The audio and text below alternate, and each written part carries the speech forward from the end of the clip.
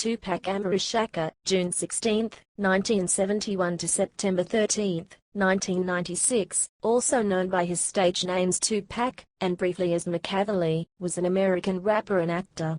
Shakur has sold over 75 million albums worldwide as of 2010, making him one of the best-selling music artists in the world. MTV ranked him at number 2 on their list of the greatest MCs of all time, and Rolling Stone named him the 86th greatest artist of all time.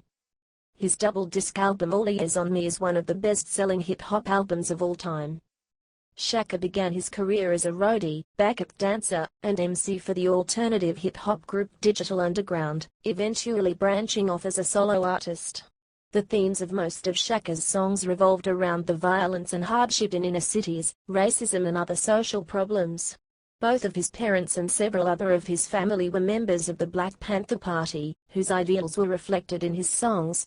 During the latter part of his career, Shakur was a vocal participant in the so-called East Coast-West Coast hip-hop rivalry, becoming involved in conflicts with other rappers, producers and record label staff members, most notably the Notorious B.I.G. and his label Bad Boy Records. On September 7, 1996, Shakur was shot multiple times in a drive-by shooting at the intersection of Flamingo Road and Cover Lane in Las Vegas, Nevada. He was taken to the Southern Nevada University Medical Center, where he died 6 days later. Life and career. 1971 to 1990, early life and career beginnings. East Harlem's neighborhood of New York City, where Shakur was born. Shakur was born on June 16, 1971, in the East Harlem section of Manhattan in New York City. He was named after Tupac Amaru, an 18th-century South American revolutionary who was executed after leading an indigenous uprising against Spanish rule. Subsequent to Shakur's death, the Las Vegas Metropolitan Police Department, as well as the official coroner's report, which lists crooks as an ACA, released his name as Lesane Parish Crooks. His mother, Afeni Shakur, and his father, Billy Garland, were active members of the Black Panther Party in New York in the late 1960s and early 1970s. The infant boy was born a month after his mother was acquitted of more than 150 charges of conspiracy against the United States government and New York landmarks in the New York Panther 21 court case. Shakur lived from an early age with people who were convicted of serious criminal offenses and who were imprisoned. His godfather, Elmer Geronimo Pratt, a high-ranking Black Panther, was convicted of murdering a schoolteacher during a 1968 robbery, although his sentence was later overturned. His stepfather, Mutulu, spent 4 years at large on the FBI's 10 most wanted fugitives list beginning in 1982. Mutulu was wanted for having helped his sister Assata Shakur, also known as Joan Chesimard, to escape from a penitentiary in New Jersey. She had been imprisoned for killing a state trooper in 1973. Mutulu was caught in 1986, and imprisoned for the robbery of a Brinks armored truck in which 2 police officers and a guard were killed. Shakur had a half-sister, Sakaiwa, 2 years his junior, and an older step-brother, Mopreme Komani Shakur, who appeared in many of his recordings. At the age of 12, Shakur enrolled in Harlem's 127th Street Repertory Ensemble, and was cast as the Travis Younger character in the play A Raisin in the Sun, which was performed at the Apollo Theater. In 1986, the family relocated to Baltimore, Maryland. After completing his second year at Paul Laurence Dunbar High School, he transferred to the Baltimore School for the Arts, where he studied acting, poetry, jazz, and ballet. He performed in Shakespeare plays, and in the role of the Mouse King in the ballet The Nutcracker. Shakur, accompanied by one of his friends, Dana Mouse Smith, as his beatbox, won many rap competitions, and was considered to be the best rapper in his school. He was remembered as one of the most popular kids in his school, because of his sense of humor, superior rapping skills, and ability to mix with all crowds. He developed a close friendship with the young Jada Pinkett, later Jada Pinkett Smith, that lasted until his death. In the documentary Tupac, Resurrection, Shakur says, "Jada is my heart. She will be my friend for my whole life." Pinkett Smith calls him one of my best friends. He was like a brother. It was beyond friendship for us. The type of relationship we had, you only get that once in a lifetime. A poem written by Shakur titled Jana appears in his book, The Rose That Grew from Concrete, which also includes a poem dedicated to Pinkett Smith called The Tears in Cupid's Eyes. During his time in art school, Shakur became affiliated with the Baltimore Young Communist League USA, and began dating the daughter of the director of the local Communist Party USA. In June 1988, Shakur and his family moved to Marin City, California, a residential community located 5 miles, 8.0 kilometers, north of San Francisco, where he attended Tamalpais High School in nearby Mill Valley. He began attending the poetry classes of Leila Steinberg in 1989.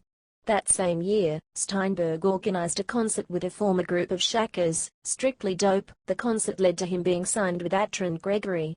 He set him up as a roadie and backup dancer with the young rap group Digital Underground in 1990. 1990–92. Tupacalypse Now.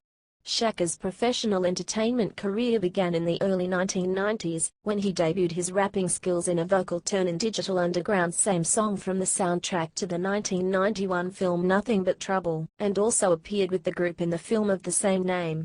The song was later released as the lead song of the Digital Underground extended play, EP. This is an EP release, the follow-up to their debut hit album Sex Packets.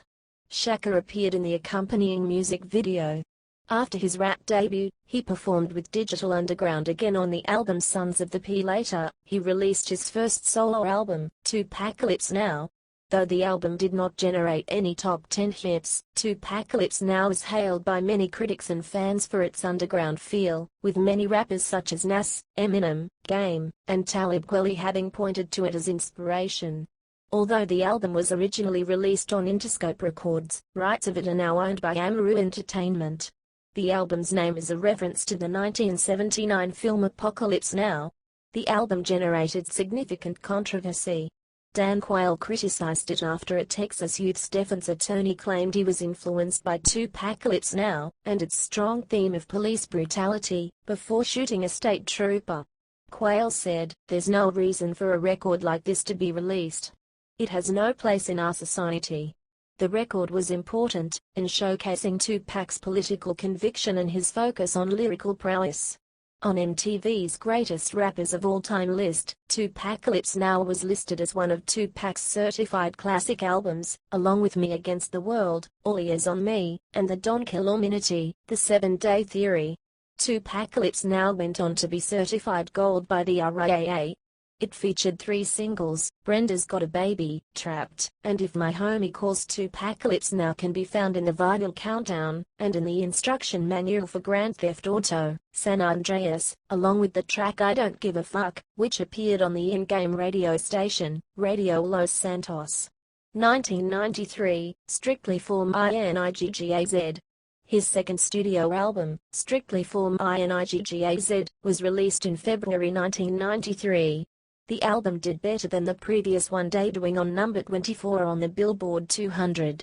The album contains many tracks emphasizing Tupac's political and social views. This album had more commercial success than its predecessor, and there were noticeable differences in production. While Tupac's first effort had an indie rap-oriented sound, this album was considered his breakout album. It spawned the hits Keep Ya Head Up and I Get Around, and reached platinum status. On vinyl, Side A, tracks 1 to 8, was labeled the Black Side, and Side B, tracks 9 to 16, the Dark Side.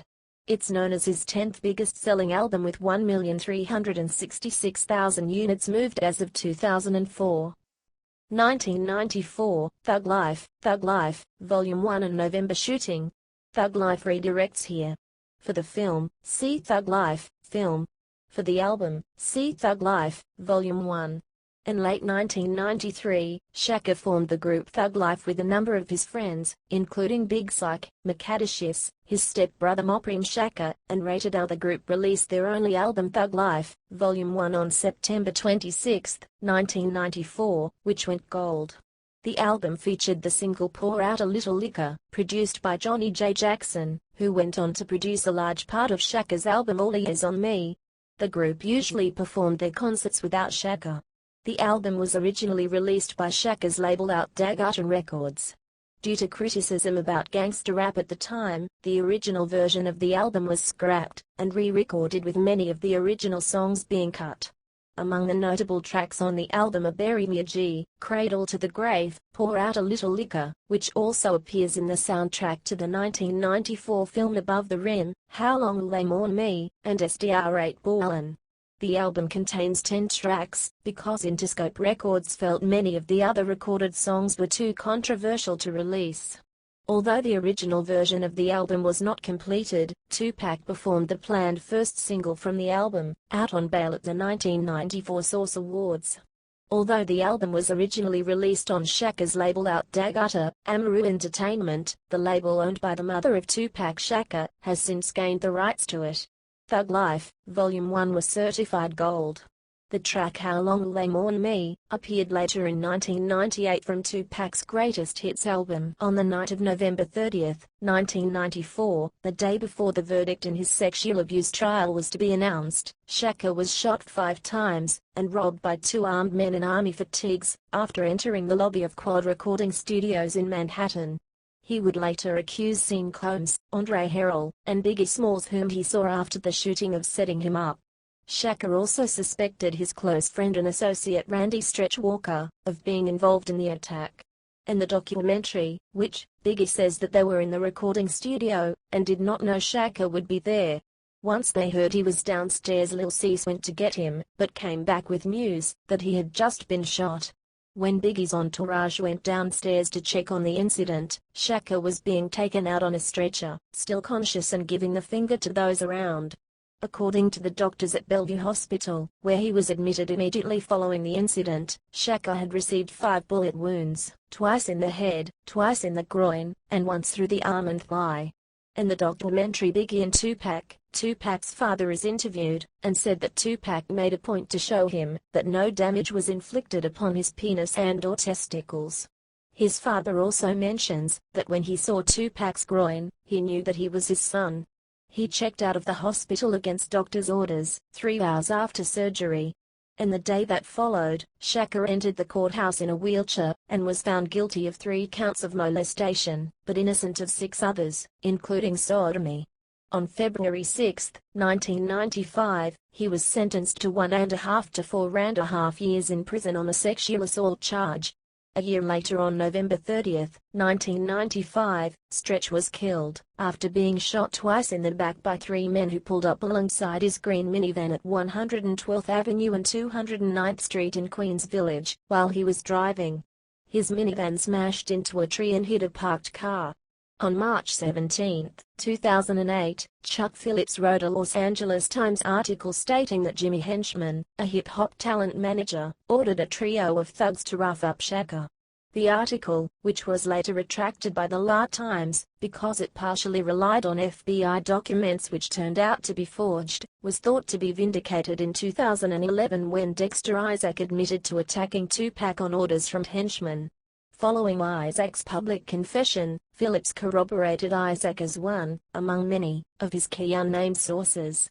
In a June 12, 2012 exclusive for The Village Voice, Phillips reported that Jimmy Henchman admitted to setting up Tupac's ambush during one of 9 Queen for 8-day proffer sessions with the government in autumn of 2011, according to prosecutors. Key evidence supporting Phillips' theory of the attack.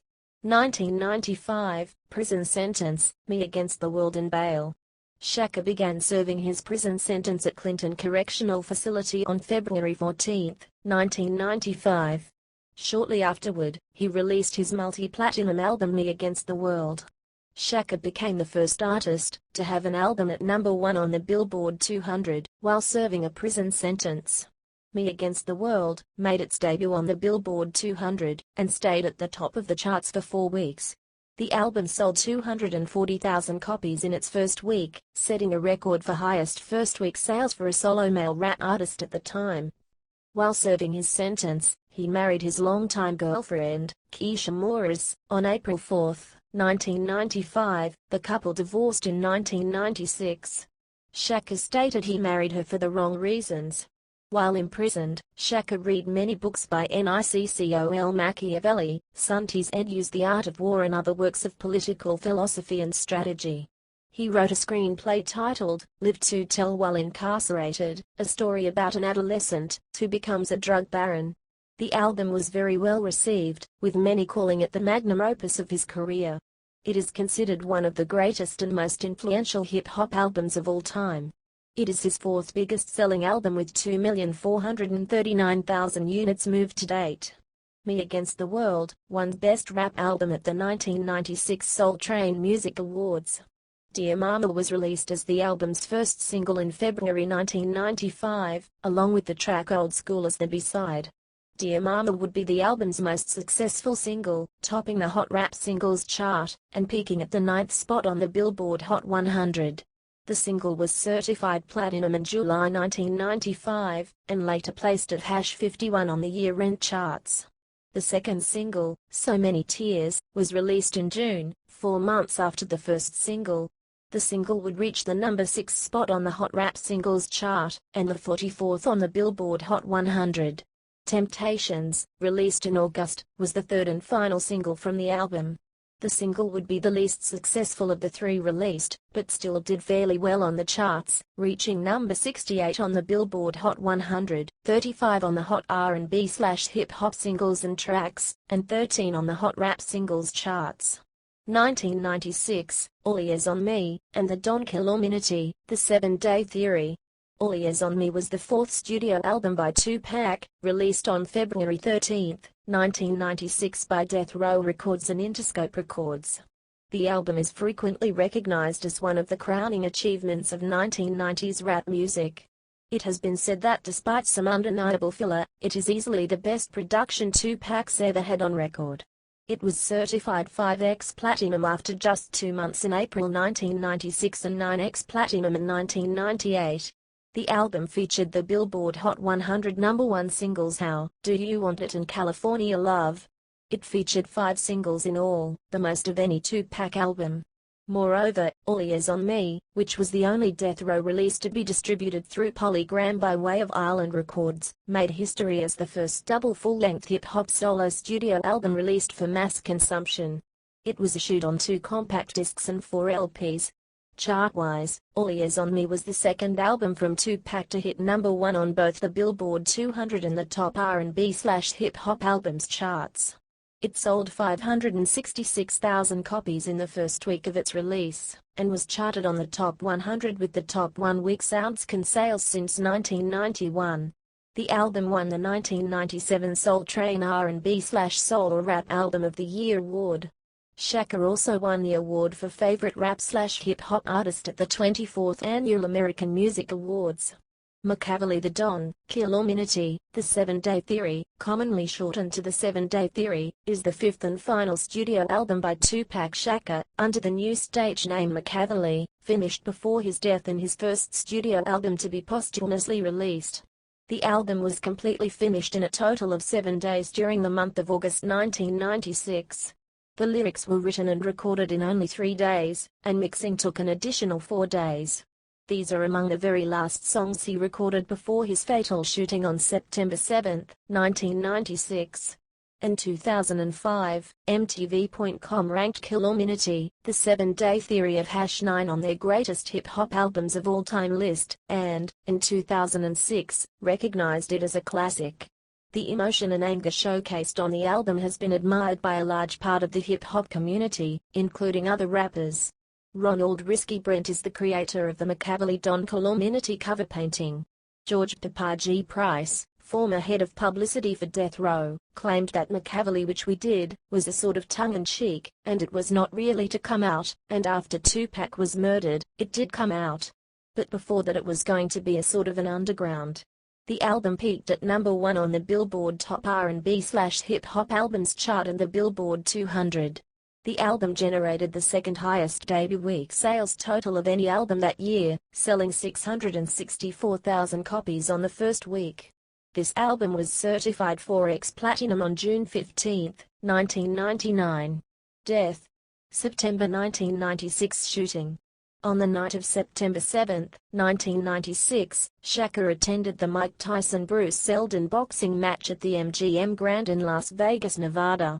After leaving the match, one of Knight's associates spotted Orlando Baby Lane Anderson, an alleged Crips gang member from Compton, California, in the MGM Grand Lobby.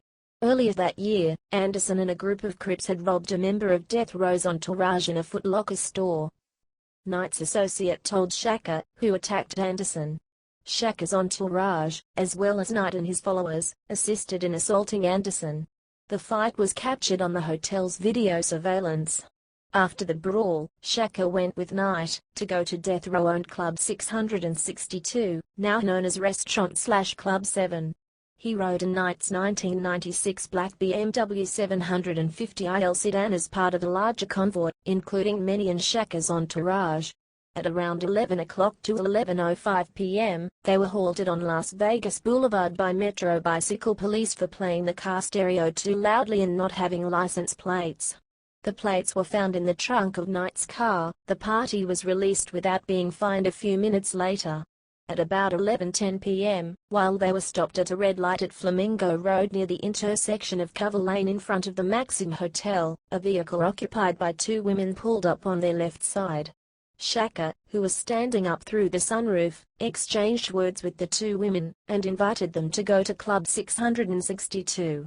At approximately 11:15 p.m., a white four-door late model Cadillac with an unknown number of occupants pulled up to the sedan's right side, rolled down a window, and rapidly fired gunshots at Shakur. He was hit in the chest, pelvis, and his right hand and thigh. One of the rounds went into Shakur's right lung. Knight was hit in the head by fragmentation, though it is thought, by whom, that a bullet grazed him. The bodyguard, Frank Alexander, stated that when he was about to ride along with the rapper in Knight's car, Shakur asked him to drive the car of Shakur's VNK Kidda Jones instead, in case they needed additional vehicles from Club 662 back to the hotel. The bodyguard reported in his documentary, Before I Wake, that shortly after the assault, one of the convoy's cars drove off after the assailant, but he never heard from the occupants. After arriving on the scene, police and paramedics took Knight and a wounded Shakur to the University Medical Center. According to an interview with the music video director Gobi, while at the hospital, he received news from a Death Row marketing employee that the shooters had called the record label and threatened Shakur. Gobi told the Las Vegas police, but said they claimed to be understaffed. No attackers came. At the hospital, Shakur was heavily sedated, was placed on life support machines, and was ultimately put under a barbiturate-induced coma after repeatedly trying to get out of the bed. While in the critical care unit, on the afternoon of Friday, September 13, 1996, Shakur died of internal bleeding. Doctors attempted to revive him, but could not stop the hemorrhaging. His mother, Afeni, made the decision to tell the doctors to stop. He was pronounced dead at 4:03 p.m. PDT. The official cause of death was noted as respiratory failure and cardiopulmonary arrest in connection with multiple gunshot wounds. Shakur's body was cremated the next day and some of his ashes were later mixed with marijuana and smoked by members of the Outlaws. His fifth album, The Don Killuminati, The 7-Day Theory, was released 2 months later. Aftermath. Murder Case. In 2002, the La Times published a story by Pulitzer Prize-winning investigative reporter Chuck Phillips, titled Who Killed Tupac Shakur, based on a year-long investigation that reconstructed the crime and the events leading up to it. Evidence gathered by the paper indicated that the shooting was carried out by a Compton gang, called the Southside Crips, to avenge the beating of one of its members by Shakur a few hours earlier. Orlando Anderson, the Crip whom Shakur had attacked, fired the fatal shots. Las Vegas police discounted Anderson as a suspect, and interviewed him only once, briefly. He was later killed in an unrelated gang shooting. Phillips's article also included East Coast rappers including Biggie, Tupac's rival at the time, and several New York criminals. Before they died, the Notorious B.I.G. and Anderson denied their role in the murder. In support of their claims, Biggie's family produced computerized invoices suggesting that Biggie was working in a New York recording studio the night of the drive-by shooting. His manager Wayne Barrow and fellow rapper James Lil C's Lloyd made public announcements denying Biggie's role in the crime, and claimed further that they were both with him in the recording studio during the night of the event.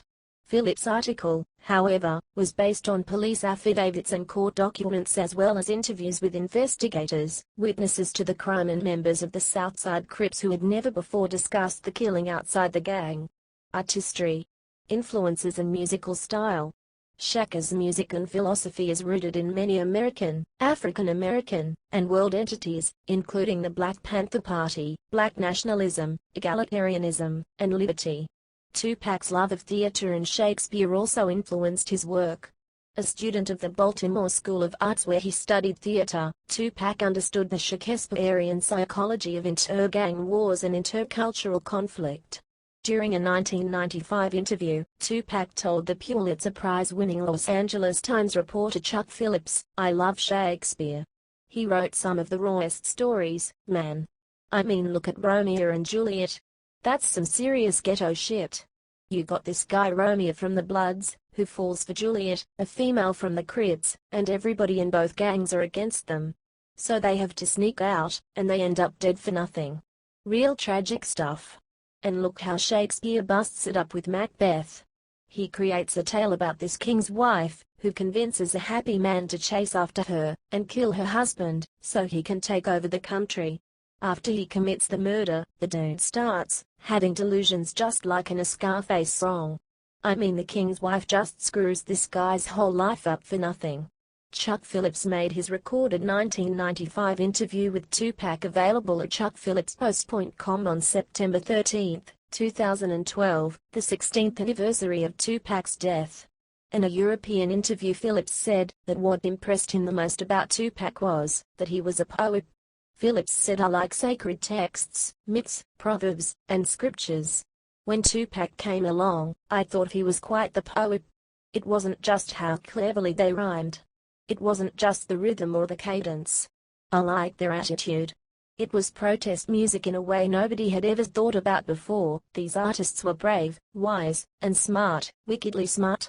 The thing about Tupac was he had so many sides.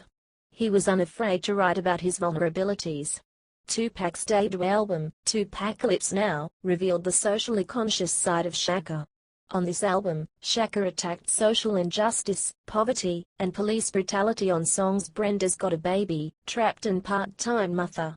His style on this album was highly influenced by the social consciousness and Afrocentrism pervading hip-hop in the late 1980s and early 1990s. On this initial release, Shakur helped extend the success of such rap groups as Boogie Down Productions, Public Enemy, X-Clan, and Grandmaster Flash, as he became one of the first major socially conscious rappers from the West Coast. On his second record, Shakur continued to rap about the social ills facing African Americans, with songs like The Streets Aren't Death Row and Last Words.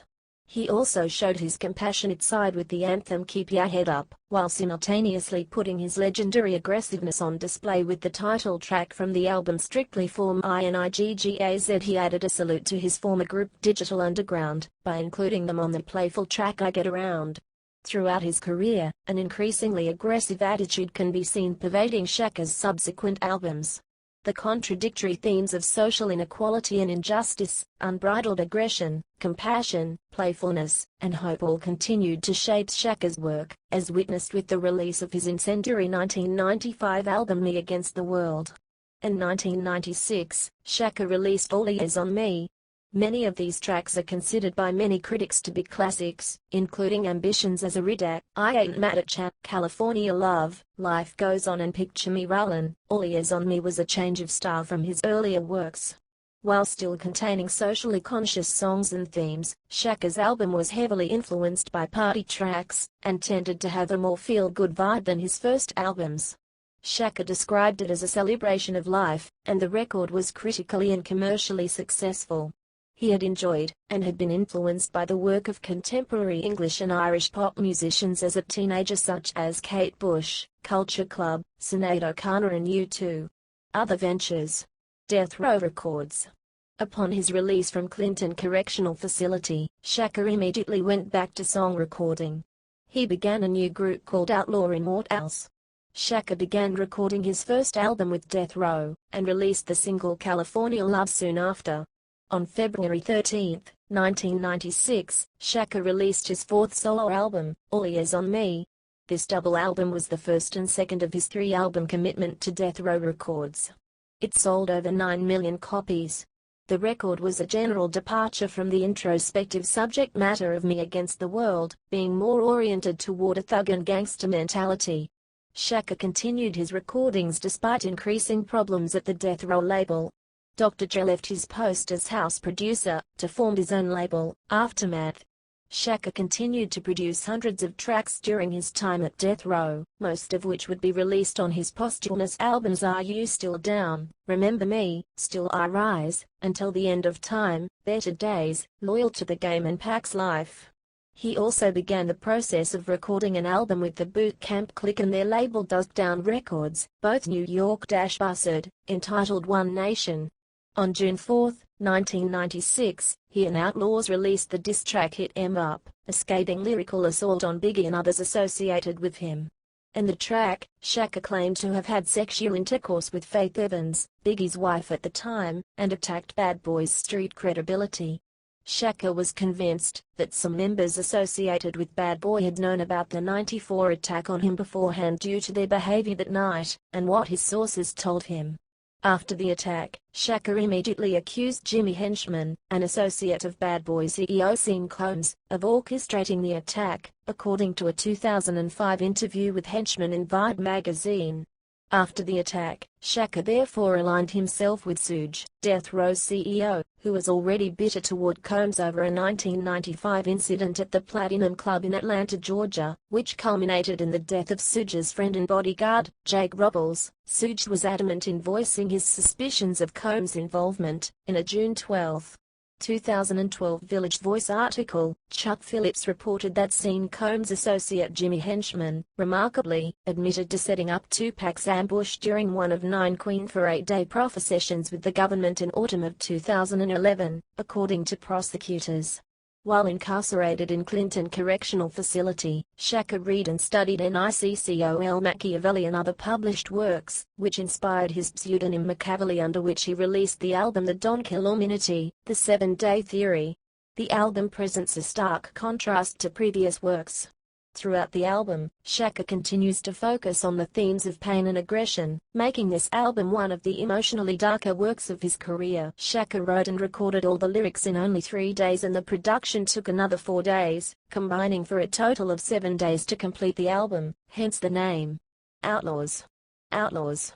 When Tupac Shakur recorded Hit 'Em Up, a diss song towards his former friend and rival, the Notorious B.I.G., also known as Biggie Smalls, he recruited 3 members from the former group Dramacydal whom he had worked with previously, and was eager to work with again. Together with the 3 New Jersey rappers and other associates, they formed the original lineup of the Outlawz. When Tupac signed to Death Row upon his release from prison, he recruited his stepbrother Moprim Shakur and Big Syke from Thug Life. Hussein Fatal, Napoleon, Idi Amin, Castro, Yaki Gaddafi, and Storm, the only female outlaw, were also added, and together they formed the original lineup of the Outlaw Immortals, that debuted on Tupac's multi-platinum smash All Eyes on Me. They later dropped the Immortal after the untimely deaths of Tupac and Yaki Gaddafi, and moved on as Outlawz without the members of Thug Life. Young Noble was later added and appeared on Tupac's second Death Row release, The Don Killuminati, The 7-Day Theory. It was on Tupac's Machiavelli album that Outlawz first came to the greater rap community's notice, appearing on a few songs. The idea behind the group was for each member to have a rap name coinciding with the names of various tyrants or enemies of America, past and present.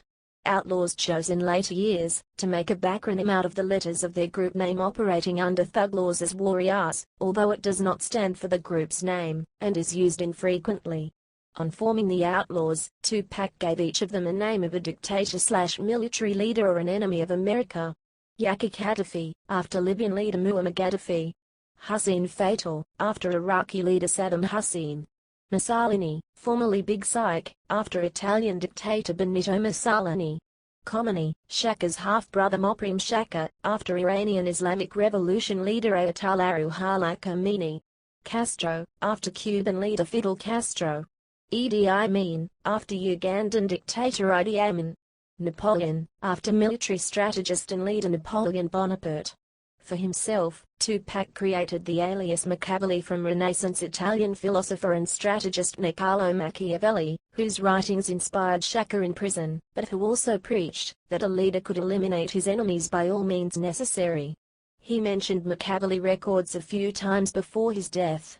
This was supposed to be a music label for up-and-coming artists that Shakur had an interest in developing or potentially signing, and his own future projects would have also been published through it as well. Acting career. In addition to rapping and hip-hop music, Shakur acted in films. He made his first film appearance in the motion picture Nothing But Trouble, as part of a cameo by the Digital Underground. His first starring role was in the film Juice. In this film, he played the character Roland Bishop, a violent member of the Wrecking Crew, for which he was hailed by Rolling Stone's Peter Travers as the film's most magnetic figure. He then went on to star with Janet Jackson in Poetic Justice, and with Dewan Martin in Above the Rim. After his death, 3 of Shakur's completed films, Bullet, Gridlocked and Gang Related, were released. He had also been slated to star in the Who's Brothers film Menace Second Society, but was replaced by Lorenz Tate, after assaulting Alan Who's as a result of a quarrel. Director John Singleton mentioned that he wrote the script for Baby Boy with Shakur in mind for the leading role. It was eventually filmed with Tyrese Gibson in his place, and released in 2001, 5 years after Shakur's death. The film features a mural of Shakur in the protagonist's bedroom as well as featuring the song Hail Mary in the film's score. Personal life. Shakur was a voracious reader. He was inspired by a wide variety of writers, including William Shakespeare, Niccolo Machiavelli, Donald Goines, Suntis Edu, Kurt Vonnegut, Mikhail Bakunin, Maya Angelou, Alice Walker, and Khalil Gibran. Shakur never professed following a particular religion, but his lyrics in singles such as Only God Can Judge Me, and poems such as The Rose That Grew from Concrete suggest he believed in God. This means many analysts currently described him as a deist. He believed in karma, but rejected a literal afterlife and organized religion. Tupac has had several family members who were members of the Black Panthers: Mutulu Shakur, the stepfather of Tupac; Assata Shakur, his step-aunt; Billy Garland, the biological father of Tupac; and Afeni Shakur, his mother. Legal issues. In October 1991, Tupac filed a $10 million civil suit against the Oakland Police Department, alleging they brutally beat him for jaywalking. Shakur received approximately $43,000 in settlement money, much of which went to pay his lawyer. On August 22, 1992, in Marin City, Shakur performed at an outdoor festival, and stayed for an hour afterwards signing autographs and pictures. A confrontation occurred, and Shakur drew a legally registered Colt Mustang, and allegedly dropped it. As it was picked up by a member of his entourage, a bullet discharged. About 100 yards away, Cade Walker Teal, a 6-year-old, was pedaling his bicycle at a school playground nearby when a bullet struck him in the forehead and killed him. Although the fatal slug was matched by police to a .38 caliber pistol registered to Shakur, and his stepbrother Maurice Harding was initially arrested on suspicion of firing the weapon, no charges were filed. Marin County prosecutors have said they were stymied by a lack of witnesses. Charges were dropped when Shakur agreed to pay a $300,000 to $500,000 settlement to the parents. The police rescued them and took the two into custody, who were soon released without charge for lack of evidence. In 1995, a wrongful death suit was brought against Shakur by Cade's mother. Ballistics tests proved the bullet that killed the boy was not from Shakur's or any members of his entourage's gun. Shakur's attorney stated that the festival was a nasty situation, and his client was saddened by the death of the young boy. Shakur's record company settled the lawsuit for an undisclosed amount, reportedly between $300,000 and $500,000. Family and close friends of Shakur often stated that the incident haunted Shakur for much of his life. Mr. Shakur dedicated several songs to the 7-year-old Cade, including The Good Die Young and Nothing to Die For. In October 1993, in Atlanta, two brothers and off-duty police officers, Mark and Scott Whitwell, were with their wives celebrating Mrs. Whitwell's recent passing of the state bar examination. The two officers were drunk and in possession of stolen guns. As they crossed the street, a car with Shakur inside passed by them, or almost struck them. The Whitwells began an altercation with the driver, Shakur, and the other passengers, which was joined by a second passing car. Shakur shot one officer in the buttocks, and the other in the leg, back, or abdomen, according to varying news reports. There were no other injuries. Mark Whitwell was charged with firing at Shakur's car and later lying to the police during the investigation. Shakur was charged with the shooting. The prosecutors decided to drop all charges against all parties. In November 1993, Shakur and others were charged with sexually assaulting a woman in a hotel room. Shakur denied the charges. According to Shakur, he had prior relations days earlier with the woman that were consensual. The woman admitted she performed oral sex on Shakur. The complainant claimed sexual assault after her second visit to Shakur's hotel room. She alleged that Shakur and his entourage raped her. In the ensuing trial, Shakur was found innocent of 7 counts of sodomy and other charges. However, he was found guilty of sexual abuse for the unwanted touching of the buttocks. And sentencing Shakur to 1-4 years in prison. The judge described the crime as an act of brutal violence against a helpless woman. While appearing on the Arsenio Hall show, Shakur stated he was innocent of all charges, and he was hurt that a woman would accuse me of taking something from her when he was raised by, and was surrounded by females. Shakur did, however, admit that he should have been more responsible with the people he surrounded himself with. After serving part of his sentence, Shakur was released on bail pending his appeal. On April 5, 1996, a judge sentenced him to serve 120 days in jail for violating terms of his release on bail. In October 1995, Shakur's case was on appeal, but due to all of his legal fees he could not raise the $1.4 million bail. After serving 11 months of his 1.5-year to 4.5-year sentence, Shakur was released from the Clinton Correctional Facility due in large part to the help and influence of Suge Knight, the CEO of Death Row Records, who posted a $1.4 million bail pending appeal of the conviction in exchange for Shakur to release 3 albums under the Death Row label. Accolades. Legacy. Since his death, Tupac has become an international martyr, a symbol on the level of Bob Marley or Che Guevara, whose life has inspired to persist us on the streets of Brazil, memorial murals in the Bronx and Spain, and bandana-wearing youth gangs in South Africa. Vinyl ain't final, hip-hop and the globalization of black popular culture.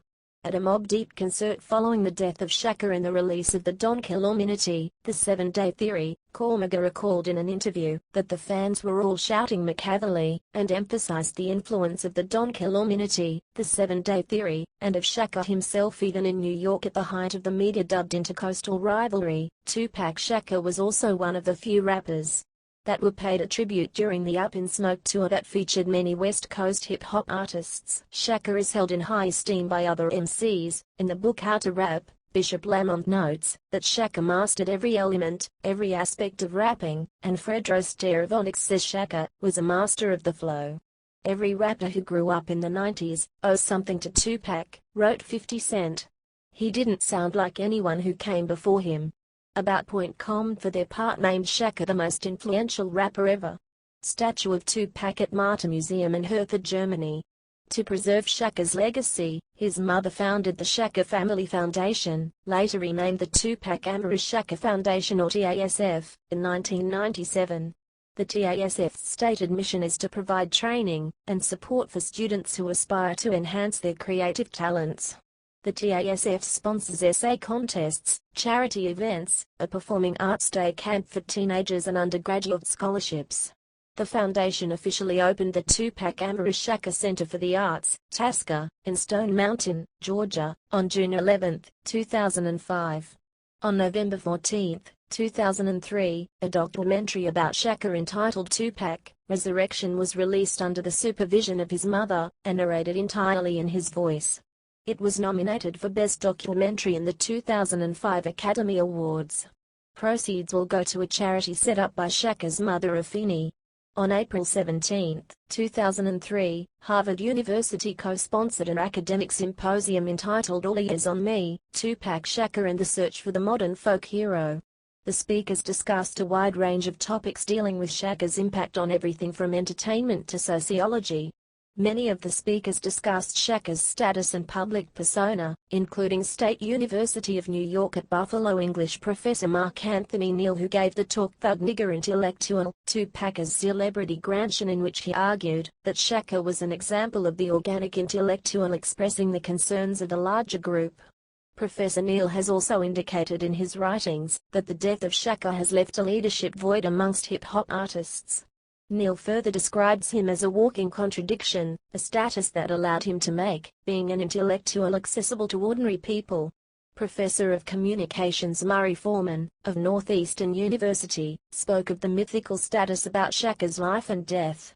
He addressed the symbolism and mythology surrounding Shakur's death in his talk entitled Tupac Shakur, OG, Ostensibly Gone.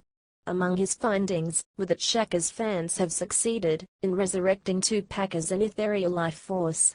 In From Thug Life to Legend, Realization of a Black Folk Hero, professor of music at Northeastern University, Emmett Price, compared Shakur's public image to that of the trickster figures of African American folklore, which gave rise to the urban bad man persona of the post-slavery period. He ultimately described Shakur as a prolific artist who was driven by a terrible sense of urgency in a quest to unify mind, body, and spirit.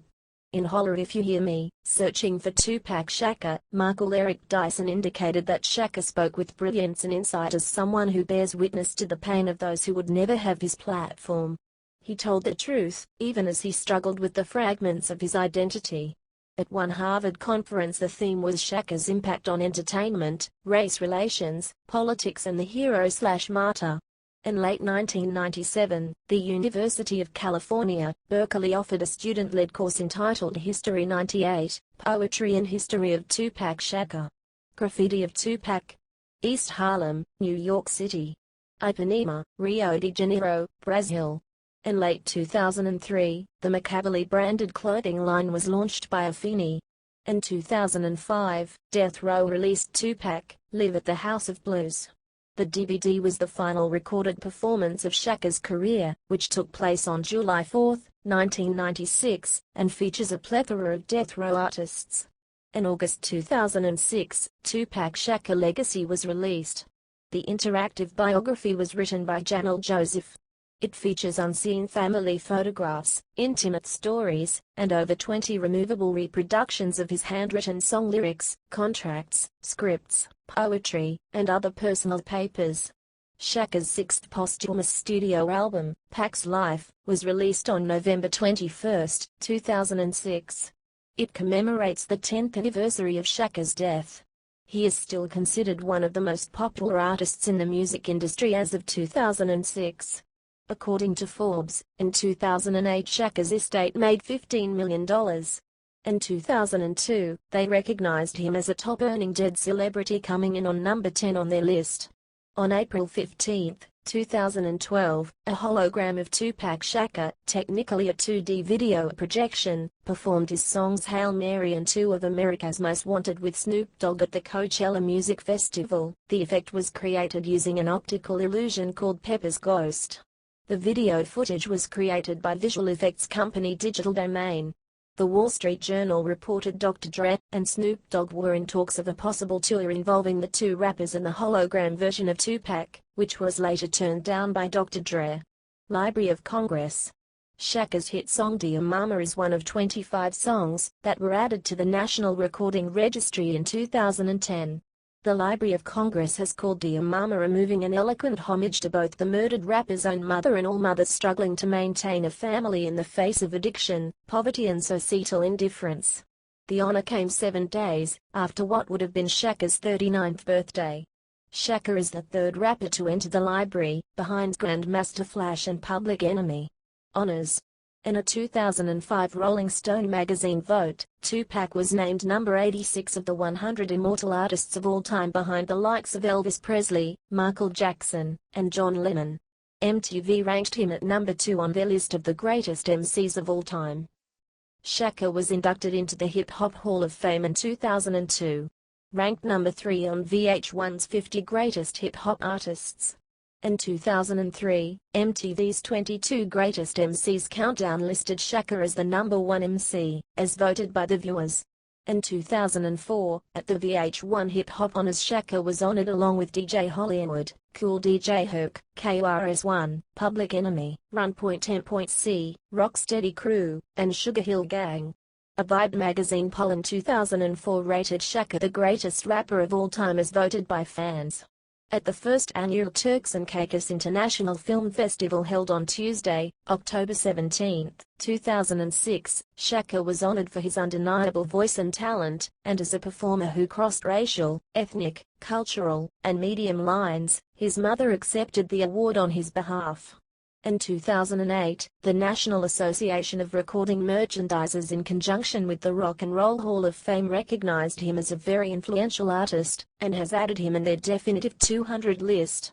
On Wednesday, June 23, 2010, Shakur was inducted to the Library of Congress's National Recording Registry. The seat of the Catholic Church released a list of 12 songs onto the social networking website's streaming music service. Among the artists included Mozart, Muse and Dame Shirley Bassey. The list also includes Shakur's song Changes, which was released 2 years after his shooting death on a greatest hits album in 1998. His double album, All Eyes on Me, is one of the highest-selling rap albums of all time, with over 5 million copies of the album sold in the United States alone by April 1996. It was eventually certified 9x Platinum in June 1998 by the RIAA. Platinum in June 1998 by the RIAA. Platinum in June 1998 by the RIAA. Platinum in June 1998 by the RIAA. Platinum in June 1998 by the RIAA. Platinum in June 1998 by the RIAA.